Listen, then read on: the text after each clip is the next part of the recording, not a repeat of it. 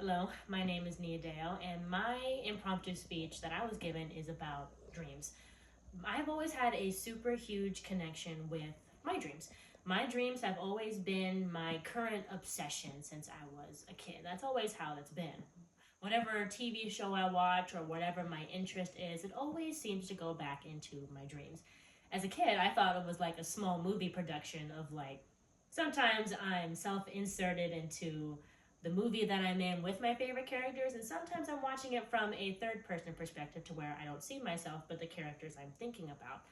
To where a dream that was involved with mermaids as a kid is that I was very interested in Barbie in a Mermaid Tale and Little Mermaid. I would watch those all the time. So naturally, my dreams as a young kid watching those would be involved with them. One dream that I remember having was a dream about a mermaid that was swimming in the open ocean all by herself. There was no rocks, there was no islands, there was nothing around her. She was swimming on the ocean surface and minding her own business, swimming around, blonde hair, pink tail, and just having a good old time by herself.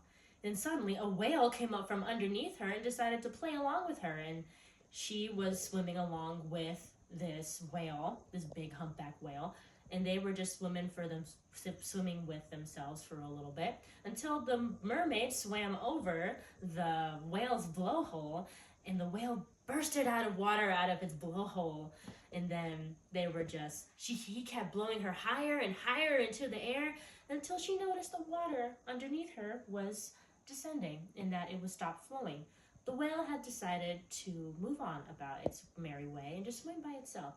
Meanwhile, the mermaid, now in the air and falling from the height that she was blown up to, is making her quick descent back into the water. As she's falling, she has a huge wave of shock across her face because she sees in the very far distance a pirate ship. A pirate ship that looked old and rickety and it had a bunch of hooks on it. And as she was falling, the pirate ship was speeding quicker and quicker towards her way. As she kept falling, she kept getting closer to the ship.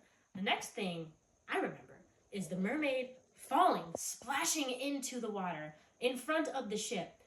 And that's what caused me to wake up. I have been shaken out of my own dream, which, if that dream ever had an ending, I will never know what it is because that's how I woke up from this dream. But I thought that dream was so fascinating and that it kind of just stuck in my head for as long as it did, and for all the memories that I've kept in my brain of all my dreams. That is the one that stuck with me the most because that's when I realized that the stuff that influenced me as a child and the stuff that I watched is what influenced how my psyche worked and how information is kept for dreams.